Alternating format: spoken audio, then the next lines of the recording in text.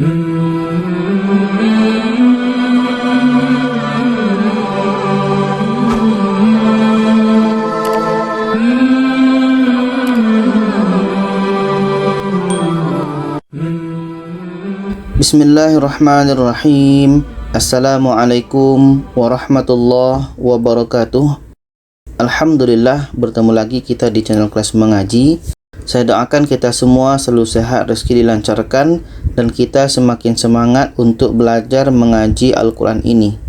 Baiklah, pada kali ini pembahasan kita iaitunya tentang cara cepat memahami mad lazim kilmi mukhaffaf, atau ada juga yang menyebutnya dengan mad lazim mukhaffaf kilmi atau kalimi. Jadi, bagaimana cara memahami mad lazim kilmi mukhaffaf ini? Terlebih dahulu kita akan lihat pengertiannya.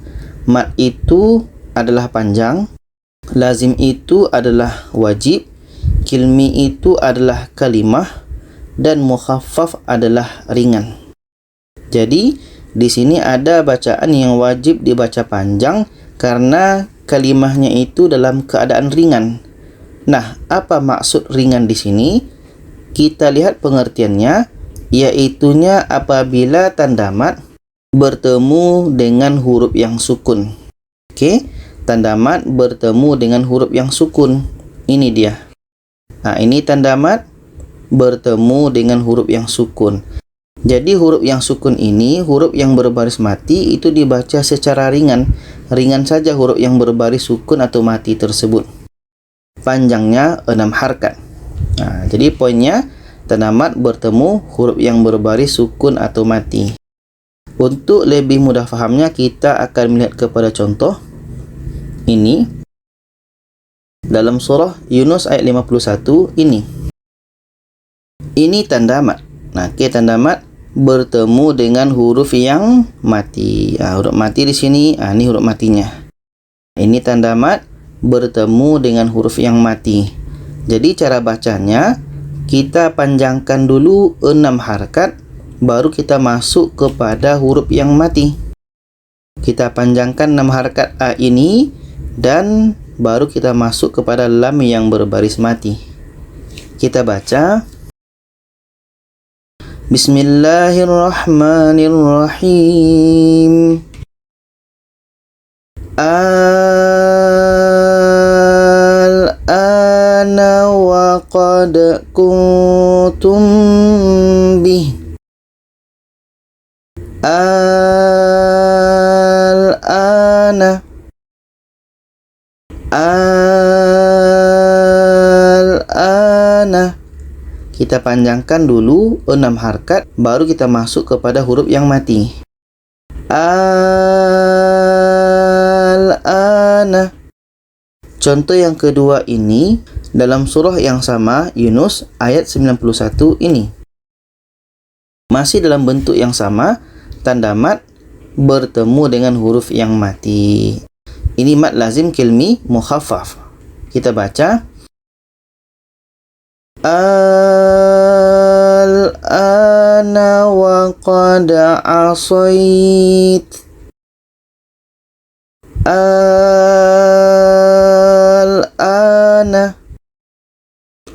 Al-ana. Jadi untuk mad lazim kilmi mukhaffaf ini, hanya 2 ini contohnya di dalam Al-Quran.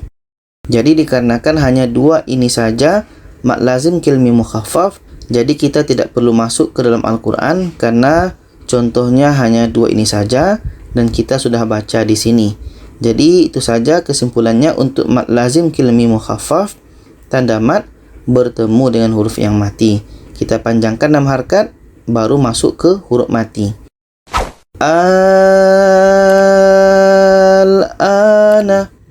Baiklah, pada kali ini sesi kita iaitunya masih membahas tentang cara cepat dan mudah memahami mad lazim kilmi muthaqqal. Nah, untuk mad ini bagaimana cara cepat memahaminya? Pertama, kita akan lihat maksudnya satu-satu. Mad itu adalah panjang, lazim itu adalah wajib, kilmi itu adalah kalimah, sedangkan muthaqqal adalah berat. Jadi di sini ada bacaan yang wajib kita baca panjang, sedangkan kalimahnya itu dikategorikan dalam keadaan berat. Apa maksud berat di sini? Iaitunya apabila tanda mat bertemu huruf yang bertasydid. Tanda mat bertemu dengan huruf yang bertasydid. Simbolnya seperti ini. Ada tanda mat bertemu dengan huruf yang bertasydid. Jadi kalau huruf yang bertasydid ini itu disebut dengan berat. Kalau yang video sebelum ini mad lazim kilmi mukhaffaf, itu mukhaffaf tu ringan karena tanda mat bertemu dengan huruf yang sukun atau mati. Sedangkan mad lazim kilmi mutsaqqal itu tanda mat bertemu dengan huruf yang bertasydid. Ini beratnya. Panjangnya 6 harakat. Sekarang kita tengok contohnya. Ini dalam surah Al-Hasyr ayat 4 ini. Ini tanda mat bertemu dengan huruf yang bertasydid. Okey, tanda mat bertemu dengan huruf yang bertasydid. Ini mad lazim kilmi mutsaqqal. Jadi kita panjangkan dulu 6 harakat, baru disambut dengan huruf yang bertasydid. Kita baca Syaqqullaha wa rasulah. Syaqqullaha wa rasulah. Contoh selanjutnya ini dalam surah Al-Anfal ayat 22 ini. Ini tanda mat bertemu dengan huruf yang ada tasydid. Jadi kita panjangkan dulu 6 harakat, baru kita sambut dengan huruf yang bertasydid. Kita baca Inna syarrad dawabbi indallah. Dawabbi.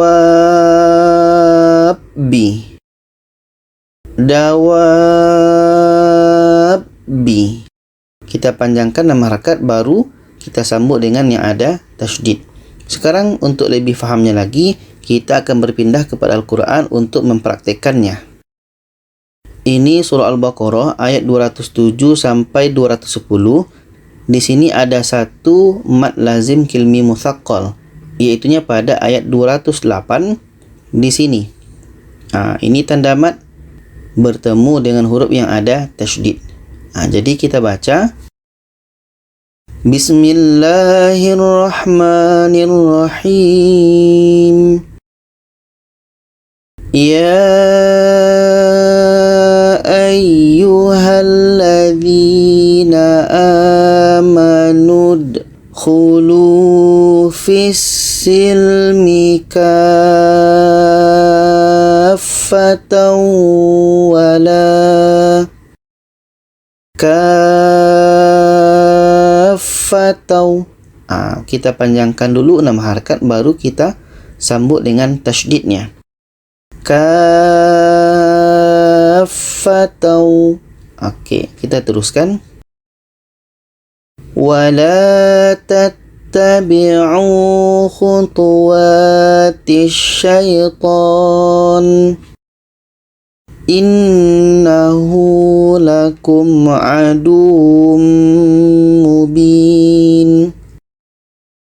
Jadi kesimpulannya untuk mad lazim kilmi mutsaqqal ini, iaitunya tanda mat ini bertemu dengan huruf yang ada tasydid. Itu mad lazim kilmi mutsaqqal. Kaffah. Kita panjangkan dulu 6 harakat, baru sambut dengan tasydidnya. Kaffah. Baiklah, pada kali ini kita membahas tentang mad lazim harfi mukhaffaf. Cara cepat faham mad lazim harfi mukhaffaf. Nah, bagaimana cara cepat kita memahami mad ini? Terlebih dahulu seperti biasa kita akan tahu dulu apa maksud dari mad lazim harfi mukhaffaf. Secara artinya satu-satu, mad itu adalah panjang, lazim itu adalah wajib, harfi itu adalah huruf, mukhaffaf itu adalah ringan. Jadi apa maksud daripada ringan di sini? Iaitunya ada huruf fawatihus suwar yang bila dipecah terdiri dari 3 huruf dan di tengahnya huruf mad. Jadi poin kita di sini yang pertama ada huruf fawatihus suwar. Huruf fawatihus suwar itu maksudnya adalah terletak di awal surah, seperti Yasin, Alif Lam Mim Ra, Nun dan lain-lain. Jadi itu disebut dengan fawatihus suwar yang bila dipecah terdiri dari 3 huruf. Ini dia 3 hurufnya, terdiri pada kam asal naqas. Kam asal naqas. Kaf ini ejaannya kaf, mim itu mim, a ini ain, sa ini sin, yang ini lam ejaannya, na ini nun, qa ini ejaannya qaf, sa itu ejaannya sod. Jadi ke-8 huruf ini ketika dipecah akan menjadi 3 huruf seperti ini. Semuanya 3 huruf. Dan di tengah huruf yang 8 ini kesemuanya ada huruf mad. Ini dia. Ada apakah alif atau waw atau ya. Kita lihat huruf yang 8 ini semuanya ada huruf mad di tengah-tengahnya. Kam, mim, ain, sin, lam, nun, qaf, shad. Ke-8 huruf ini di tengah-tengahnya ada huruf mad.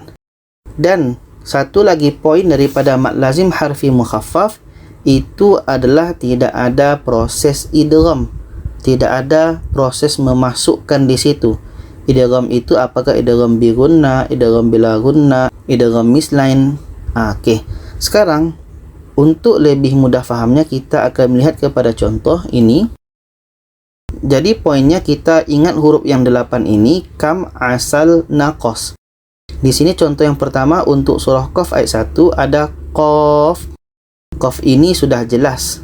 Qaf termasuk huruf yang 8. Ini. Qaf sudah jelas masuk huruf 8. Ini. Jadi ini kita panjangkan 6 harakat. Ini dia. Ini huruf madnya kita panjangkan 6 harakat. Qaf.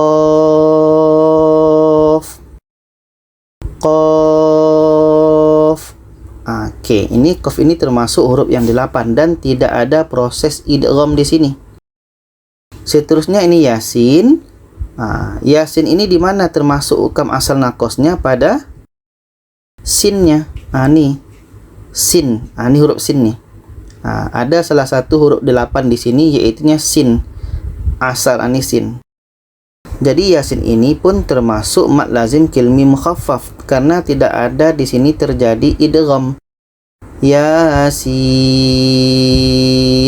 Ya ini dibaca 2 harakat, sin ini dibaca 6 harakat karena sin ini termasuk dalam huruf 8 nih, sin. Kalau termasuk dalam huruf 8, ini dibaca 6 harakat ya.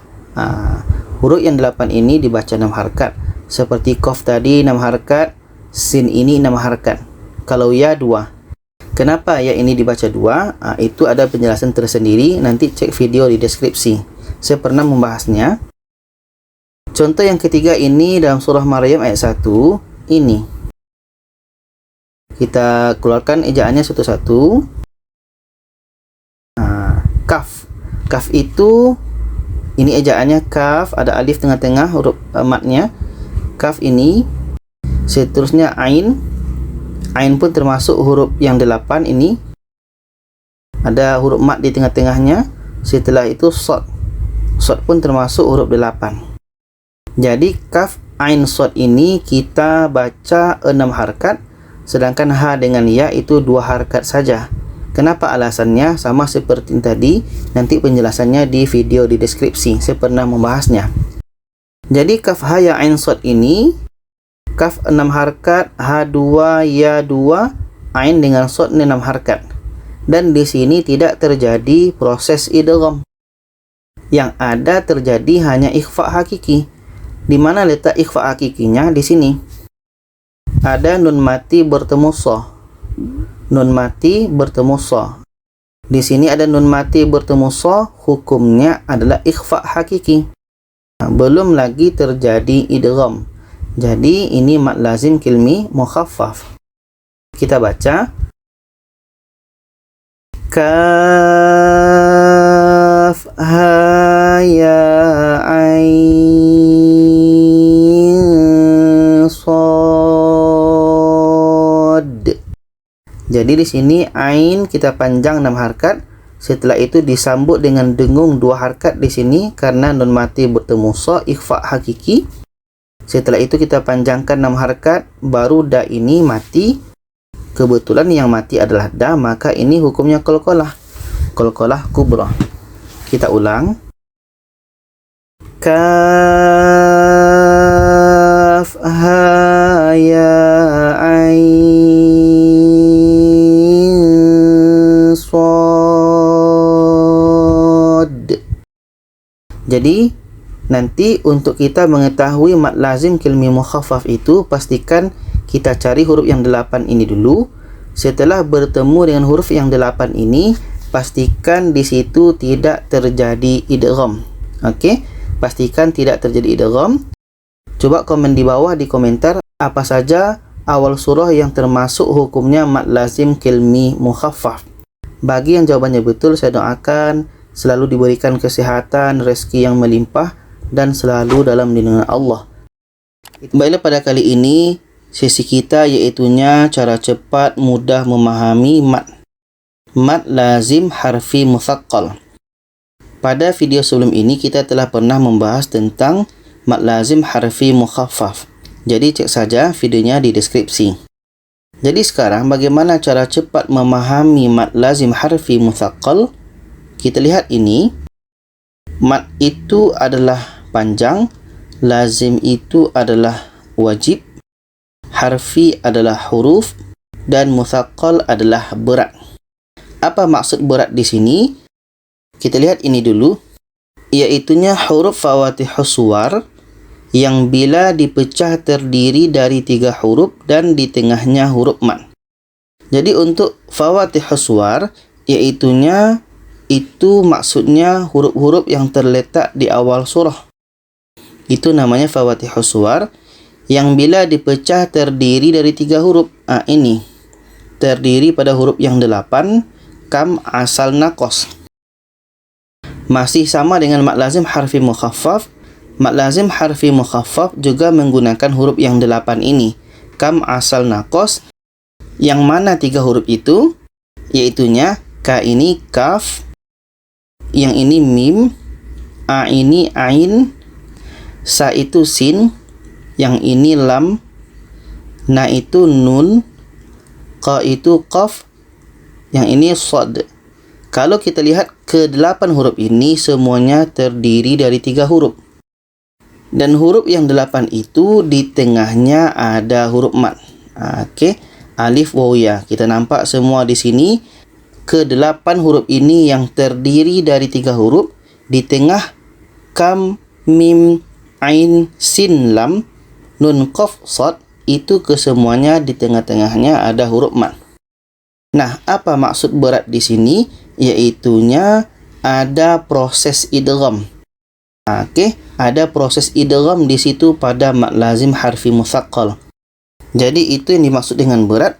Ada kalanya disebut dengan proses idgham atau ditandai dengan tasydid. Okey, sekarang kita lihat contohnya. Ini kam, asal, naqas, dan untuk mad lazim harfi mutsaqqal iaitunya ada proses idgham. Dalam Al-Quran hanya 4 saja kalimahnya, terdiri daripada beberapa surah. Alif lam mim itu ada dalam 6 surah. 1, 2, 3, 4, 5, 6. Yang ini 1, yang ini 1, sedangkan yang ini ada pada 2 surah. Jadi kita lihat untuk alif lam mim, di mana letak idghamnya? Di sini. Kita pecah satu-satu. Di sini. Lam itu termasuk dalam huruf 8, ini lam. Mim itu pun termasuk huruf 8, ini mim. Dan yang mana idghamnya di sini? Iaitunya ada mim mati bertemu dengan mim. Ada mim mati bertemu dengan mim. Itu hukumnya idgham mithlain. Ada di sini terjadi idgham. Jadi alif lam mim ini adalah mad lazim harfi mutsaqqal karena di dalamnya ada terjadi idgham. Mim mati bertemu mim, idgham mithlain. Jadi untuk lam dengan mim ini bacanya 6 harkat, alif ini pendek saja. Kita baca alif lam mim. Ada dengung di sini karena idgham tadi. Alif lam mim. Dengung. Ini idgham. Lam. Itu dengung ya. Alif lam mim. Itu contoh yang pertama. Contoh yang kedua ini alif lam mim shad. Kalau kita pecahkan seperti ini. Di sini huruf pertamanya lam. Lam termasuk huruf yang 8, ini lam. Mim pun termasuk, ini mim. Dan shad pun termasuk, ini shad. Jadi di sini pun sama, tadi ada mim mati bertemu mim, idgham mithlain. Untuk yang ketiga-tiganya ini dibaca 6 harkat, sedangkan alif ini pendek. Kita baca alif lam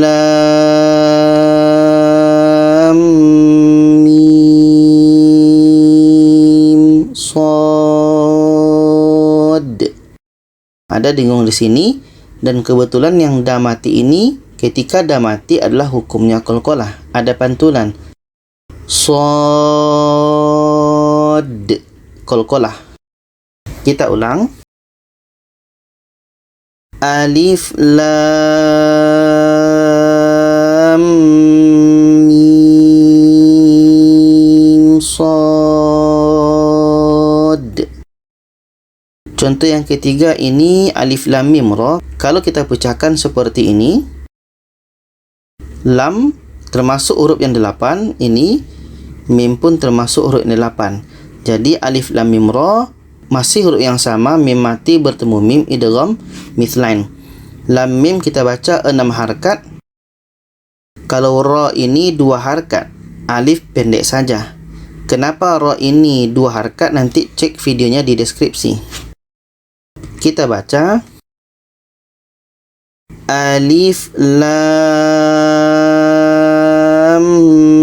mim ra. Alif lam mim ra. Contoh yang terakhir ini ta sin mim dipecah menjadi ta sin mim. Yang mana huruf 8-nya sin dengan mim. Jadi pada sin dengan mim ini ada terjadi idgham, yaitunya pada nun bertemu dengan mim. Nun bertemu dengan mim. Jadi nun mati bertemu mim ini hukumnya adalah idgham bi gunnah atau idgham ma'al gunnah. Ta ini dibaca 2 harkat, sin dengan mim 6 harkat. Kenapa ta 2 harkat? Nanti cek videonya di deskripsi. Kita baca ta sin mim. Ta sin mim. Jadi itulah pembahasan tentang mad lazim harfi mutsaqqal. Poinnya adalah pastikan ada huruf yang 8 ini kam asal naqas dan dalam kalimah tersebut ada proses idgham. Itu saja, semoga bisa dipahami. Kalau ada pertanyaan, saran boleh komen di bawah. Silakan share kepada lainnya. Terima kasih. Wassalamualaikum warahmatullahi wabarakatuh.